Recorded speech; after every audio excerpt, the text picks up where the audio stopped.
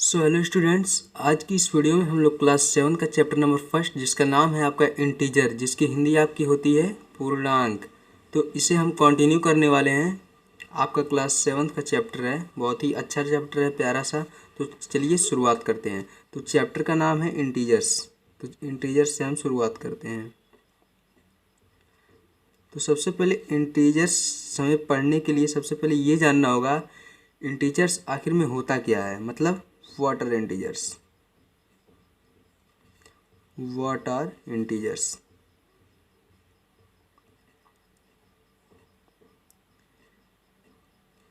तो सबसे पहला क्वेश्चन ये आपके दिमाग में तुरंत आ जाना चाहिए कि इंटीजर्स आखिर में होते क्या हैं। तो इंटीजर जो होता है बेसिकली आप जैसे कि नंबर लाइन पे देखते हैं। सपोज करिए यहाँ पर मैं समझाता हूँ आपको। ये 0 है, 1 2 3 4 डॉट डॉट डॉट, -1 इधर, -2 -3 -4, ये भी डॉट डॉट चला जाएगा आगे तक। तो यहाँ जो बेसिकली ये आपका इस साइड में जो है 0 के राइट साइड में जो आपका है वो है आपके सभी पॉजिटिव इंटीजर। 0 के राइट साइड में जो है सब क्या होते हैं, पॉजिटिव इंटीजर, मतलब प्लस में होते हैं, जो उन्हें हम पॉजिटिव इंटीजर कहते हैं। ठीक है, तो इन्हें हम बेसिकली पॉजिटिव इंटीजर्स बोलते हैं। और जब 0 के जो लेफ्ट साइड में वैल्यू होती है उसे हम बोलते हैं बेसिकली नेगेटिव इंटीजर्स। उसे हम बोलते हैं नेगेटिव इंटीजर्स, मतलब उनके साथ नेगेटिव साइन होती है, मतलब माइनस में होते हैं। तो ये आप, और क्या 0 इंटीजर नहीं है, 0 भी इंटीजर है। ठीक है, 0 भी आपका इंटीजर है, लेकिन 0 के राइट साइड में आपकी जो होती है वैल्यू वो पॉजिटिव इंटीजर्स की होती है, और जो लेफ्ट साइड में होती है वो नेगेटिव इंटीजर्स की होती है।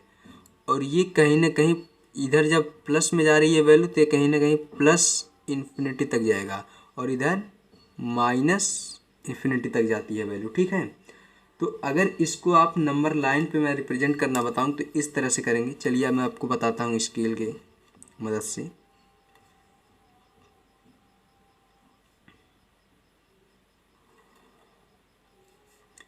यहाँ मैं पहले डॉट कर लेता हूँ।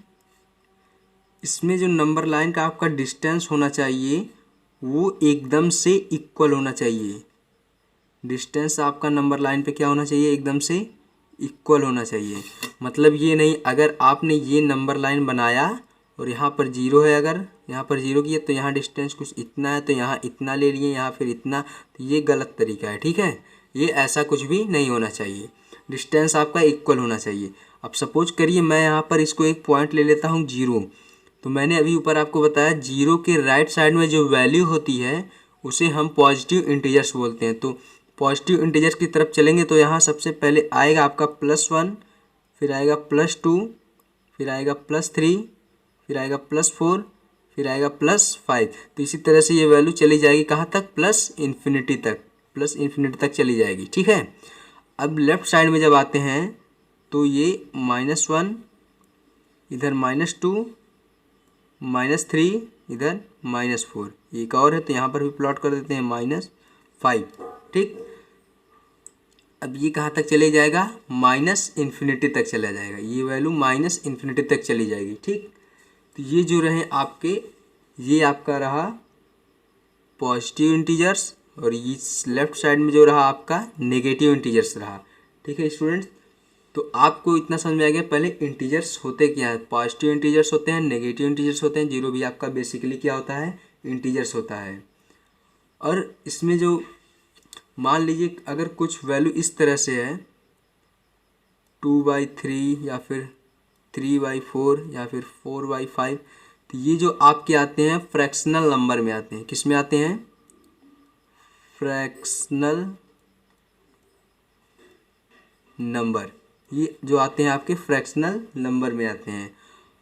अगर मान लीजिए कुछ इस तरह से आ गया 3.6, 3.5, 4.2, तो ये जो आएंगे आपके डेसिमल नंबर में आ जाएंगे। ये किस में आते हैं, डेसिमल नंबर में। ये आपके आ जाएंगे आपके डेसिमल नंबर में। और यहाँ पर जो हमने बताया ये जो फ्रैक्शनल नंबर हैं ये बेसिकली रेशनल नंबर भी होते हैं, लेकिन रेशनल नंबर में थोड़ा सा डिफरेंस होता है। देखिए रेशनल नंबर जो होता है वो पी वाई क्यू की फॉर्म में होता है। मैं थोड़ा सा बात करूँगा रेशनल नंबर के बारे में ताकि आपको प्रॉब्लम ना हो। रेशनल नंबर, तो रेशनल नंबर जो होते हैं वो पी वाई क्यू के फॉर्म में लिखे जाते हैं, मतलब न्यूमरेटर और डिनोमिनेटर के फॉर्म में लिखे जाते हैं। मान लीजिए न्यूमरेटर हमने 2 ले लिया और डिनोमिनेटर इज 5 ले लिया। अगर हमने न्यूमरेटर 2 ले लिया, डिनोमिनेटर 5 ले लिया, तो ये तो हमारा रेशनल नंबर हो गया। लेकिन रेशनल नंबर की एक खास बात होती है जो कि क्यू, यानी q is not equal to zero. Q जो होता है जीरो की इक्वल नहीं होना चाहिए, मतलब डिनोमिनेटर कभी भी जीरो नहीं होना चाहिए। जब भी आपका डिनोमिनेटर अगर बाई चांस जीरो हो जाता है तो उसका आंसर होता है नॉट डिफाइन।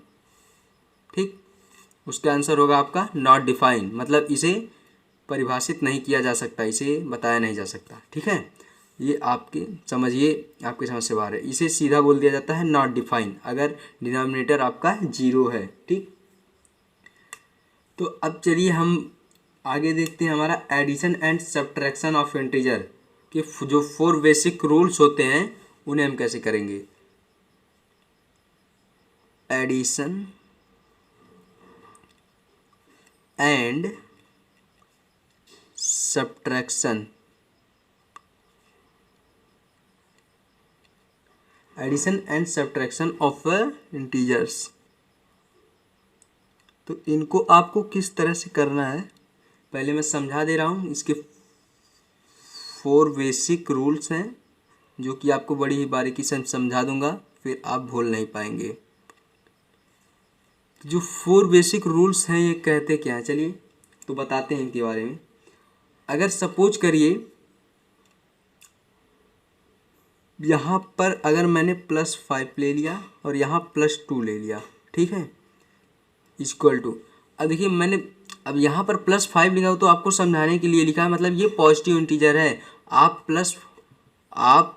+5 लिखिए या फिर 5 लिखिए, कोई डिफरेंस नहीं पड़ता। जैसे यहाँ नंबर लाइन में मैंने प्लस कर दिया था, अब आपको दिख रहा होगा यहाँ नंबर लाइन में मैंने प्लस कर दिया था।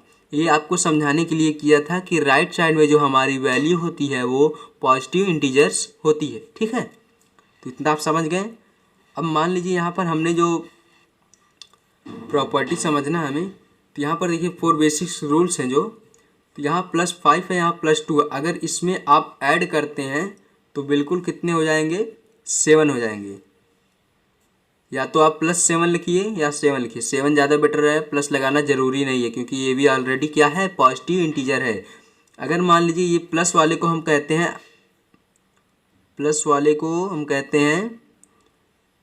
अच्छे लोग, प्लस वाले को हम बोल दिए अच्छे लोग, और माइनस वाले को हम नाम देते हैं बुरे लोग।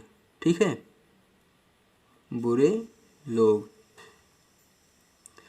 अब प्लस वाले हमारे अच्छे लोग हैं और माइनस वाले हमारे क्या हैं, बुरे लोग हैं। ठीक, अब देखिए, अब जब यहाँ 5 लोग प्लस के हैं, मैं समझाता हूँ। 1 2 3 4 5, 5 लोग प्लस के हैं। ठीक, और फिर 2 और लोग प्लस के हैं। अब देखिए किसी परिवार में अगर 5 लोग बहुत अच्छे हैं, उसके घर में अगर 2 लोग और अच्छे आ जाएं तो परिवार और अच्छा हो जाता है, मतलब उसमें बुरे की कोई गिनती नहीं होती है। तो इसलिए ये जुड़ जाएगा आपस में। ठीक है, तो ये अच्छे लोग ही होंगे ना। अगर ये 5 लोग अच्छे हैं तो 2 लोग वो भी तो अच्छे हैं, बुरे नहीं ना हैं, तो वो ऐड हो जाएंगे। तो इसलिए यहाँ पर हमारा आ गया 7। अब मान लीजिए दूसरा, अगर यहाँ पर भी -5 हो और यहाँ पर भी -2 हो। अब देखिए -5, अब देखिए ये माइनस वाले क्या है, हमारे बुरे लोग। अब -5 है, देखिए बुरे लोग ये कितने हैं, 1 2 3 4 5, और फिर बुरे लोग और 2 आ गए, और 2 बुरे लोग आ गए। अब यहाँ 5 तो ऑलरेडी बुरे ही थे, लेकिन 2 और बुरे आ गए तो परिवार क्या हो जाता है, और बुरा हो जाता है। ठीक है, तो यहाँ समझ लीजिए ये माइनस वाले दुश्मन हैं अगर 5 दुश्मन पहले से थे, 2 और दुश्मन आ जाते हैं तो उनके दोस्त बन जाते हैं ना। तो यानी कि दोस्त तो बन जाएंगे लेकिन रहेंगे क्या, दुश्मन ही हैं। इन लोगों का नाम दुश्मन ही रहेगा, ठीक है। तो इसलिए ए भी ऐड हो जाता है, लेकिन ऐड तो हो जाएगा, 7 यहाँ पर भी आएगा। ये तो अच्छे लोग थे तो अच्छे हो गए, लेकिन ये बुरे लोग हैं। अब ये अच्छे लोग थे तो प्लस का साइन है, तो प्लस आप लगाइए या मत लगाइए। अब ये बुरे लोग हैं तो बुरे लोग हैं, तो बुरे लोगों में साइन लगाना पड़ेगा वरना डिफरेंस आ जाएगा। अब ये माइनस वाले बुरे लोग हैं तो -7, मतलब 7 लोग जो हैं बुरे लोग हो गए। माइनस के लोगों को आपने क्या माना था, बुरे लोग, तो ये -7 हो जाएगा, ठीक। अब उसके बाद अगर मैं कुछ इस तरह से ले लूँ, इसको मैं +5 कर दूँ और इसको मैं -3 कर दूँ, तो यहाँ 5 लोग अच्छे हैं, ठीक है। यहाँ पर 5 लोग आपके अच्छे लोग हैं, जैसे 1 2 3 4 5, 5 लोग अच्छे हैं। अब 3 लोग क्या हैं, बुरे हैं, कमीने हैं। 1 2 3, ठीक है। अब देखिए, अब यहाँ पर देखिए, ये 5 अच्छे लोग हैं और ये 3 बुरे लोग हैं। तो अच्छे लोग और बुरे लोगों का हमेशा क्या होता है, आपस में झगड़ा होगा। ये दोनों एक बार अपने में लड़ेंगे, लड़ मर के क्या हो जाएंगे, ख़त्म हो जाएंगे। आपस में लड़के क्या हो जाएंगे, ख़त्म हो जाएंगे। फिर ये भी आपस में लड़ेंगे, ये भी ख़त्म हो जाएंगे कभी ना कभी। फिर ये भी लड़ेंगे आपस में, ये भी ख़त्म हो जाएंगे। अब बचे कौन, 2 लोग। बचे कौन, 2 लोग। लेकिन कौन से, अच्छे या बुरे, अच्छे लोग बचे हैं। या तो आप +2 लिखिए या तो ऐसे ही लिख दीजिए, ठीक है। अच्छे लोग बचे तो अच्छे लोग हो गए। अब इसी एग्जाम्पल को मैं अगर उल्टा कर देता हूँ, यहाँ पर 5 बुरे लोग हो जाते हैं और यहाँ पर 3 अच्छे लोग हो गए, ठीक है। अब 5 बुरे लोग हैं, अरे बाप रे, अब क्या होगा। अब 5 बुरे लोग हैं, देखिए 1 2 3 4 5 बुरे लोग हैं हमारे पास। अब 3 लोग क्या हैं, अच्छे हैं, तो 3 लोग अच्छे हैं, तो 1 2 3। अभी हमने बताया जो अच्छे और बुरे लोग होते हैं उनका आपस में झगड़ा होता है और वो कभी ना कभी क्या हो जाते हैं, ख़त्म। और इनका भी आपस में झगड़ा होगा तो ये भी कभी न कभी ख़त्म, इनका भी आपस में झगड़ा होगा तो ये भी कभी ना कभी ख़त्म। तो बचे कितने, बचे तो आपके 2 लोग, तो 2 हो गया। लेकिन बुरे बचे या अच्छे, तो बुरे लोग बचे, इसलिए बुरे का साइन, मतलब माइनस का साइन, ठीक। इतना समझ में आया। मतलब सीधा सा कहने का मतलब ये हुआ, अगर आपका प्लस और प्लस है तो क्या होगा, ऐड होगा, ठीक, ऐड होगा। अब दूसरा, अगर माइनस और माइनस है, माइनस और माइनस है तो क्या होगा, सॉरी ऐड होगा। फिर भी माइनस और माइनस है तो भी क्या होगा, ऐड होगा। साइन आपका वही रहेगा, ठीक है, लेकिन ऐड होगा। दुश्मन तो बढ़ ही जाएंगे ना, लेकिन दुश्मन ही रहेंगे, दोस्त नहीं हो जाएंगे, ठीक है। अब यहाँ देखिए तीसरा है प्लस और माइनस, तो यहाँ क्या हो जाएगा, सब्ट्रैक्ट होगा आपका। आपने देखा कहीं ना कहीं 5 में से 3 आपने सब्ट्रैक्ट किया तब जाकर 2 आया है, तो सब्ट्रैक्ट होगा ये, ठीक। और ये चौथा इस तरह से है तो इसमें भी आपका क्या होगा, सब्ट्रैक्ट होगा। जैसा कि अभी आपने ऊपर एक एग्जाम्पल देखा है इसका, देखिए माइनस है माइनस और प्लस है तो प्लस। यहाँ आप 3 में से -5 को सब्ट्रैक्ट किए हैं, ठीक है। आंसर 2 आया है लेकिन हमारा माइनस में आया है, तो ये भी क्या हुआ है, सब्ट्रैक्ट हुआ है। तो कहीं ना कहीं आपको ये बेसिक 4 रूल समझ में आ गए होंगे, जो कि बहुत ही इम्पोर्टेंट हैं, आपको हमेशा काम आते रहेंगे, ये कभी आपकी ज़िंदगी से छुटकारा देने वाले नहीं हैं। तो चलिए अब थोड़ा सा बात करते हैं एडिशन प्रॉपर्टीज ऑफ इंटीजर्स की। अब एडिशन प्रॉपर्टी ऑफ इंटीजर्स क्या होती हैं, चलिए आइए बताते हैं। Addition properties of integers, addition properties of integers. तो चलिए ठीक है, इसके बारे में हम बात करते हैं। इसकी कुछ प्रॉपर्टीज होती हैं जो कि मैं आपको बेसिकली बता देता हूँ। तो सबसे पहला आपका होता है जो commutative property. Commutative property, commutative property.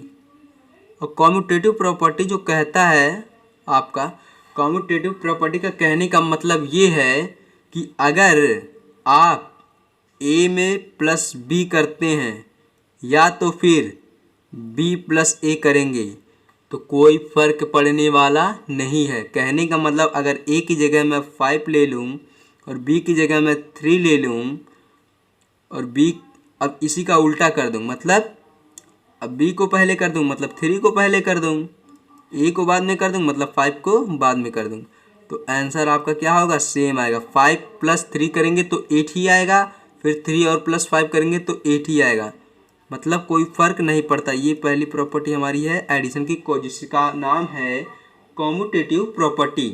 ठीक है, अब बात करते हैं हम एसोसिएटिव प्रॉपर्टी की। अब एसोसिएटिव प्रॉपर्टी क्या होती है? एसोसिएटिव प्रॉपर्टी,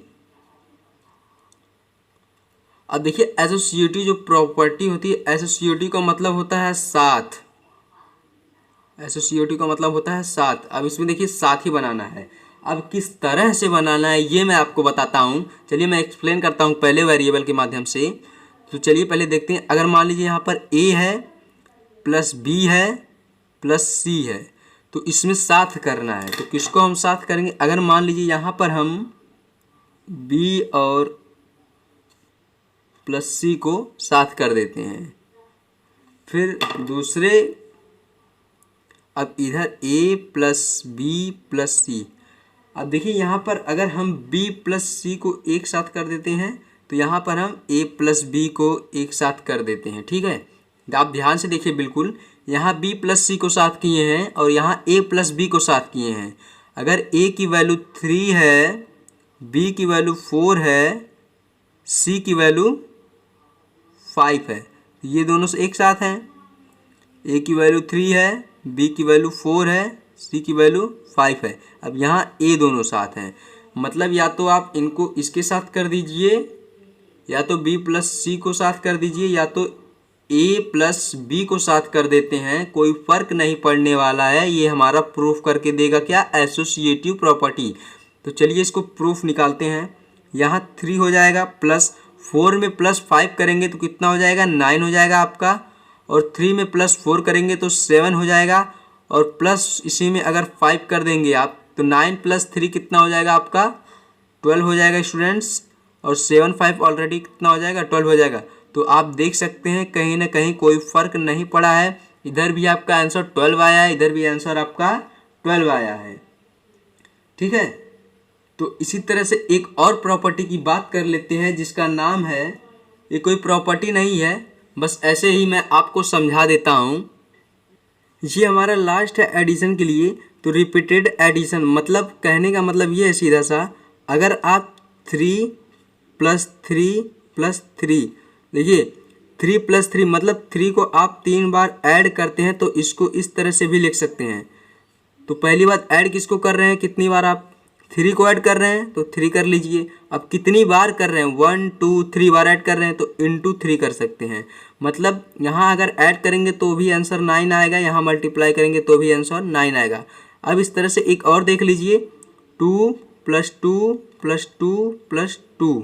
ठीक, अब देखिए ऐड किसको कर रहे हैं, 2 को। आप 1 2 3 4 2 को ऐड कर रहे हैं। ठीक है, अब कितनी बार कर रहे हैं, 1 2 3 4 बार, तो 4 से मल्टीप्लाई कर देंगे। तो यहाँ जब 2 को हम 4 बार ऐड करेंगे तो आंसर हमारा 8 आएगा, और जब 2 को हम 4 से मल्टीप्लाई करेंगे तो भी आंसर हमारा 8 आएगा। तो स्टूडेंट्स आज के लिए बस इतना ही, फिर मिलते हैं अगली वीडियो में। हम कुछ इंटीजर साइन आपको बताएंगे, जो कि मैंने पहले बताया, थोड़ा सा उसमें बताना रहेगा आपको, अब और अच्छे से समझ जाएंगे। उसके बाद मल्टीप्लिकेशन की कुछ प्रॉपर्टी होती है, मल्टीप्लिकेशन प्रॉपर्टी की भी इसी तरह से जो प्रॉपर्टी है उसी तरह से मल्टीप्लिकेशन की भी प्रॉपर्टी होती है। ठीक है, तो उसमें आपको सब कुछ बता दिया जाएगा। कोशिश करूँगा अगली वीडियो में ये चैप्टर आपका कंप्लीट हो जाए। तब तक के लिए धन्यवाद। अगर आपको वीडियो थोड़ी सी भी अच्छी लगी हो तो वीडियो को लाइक कर दीजिए, अपने फ्रेंड्स के साथ, स्कूल में जो भी फ्रेंड्स हों सबके साथ शेयर कर दीजिए। बाकी वीडियो को लाइक नहीं किया यार तो कर दिया करो। Thank you.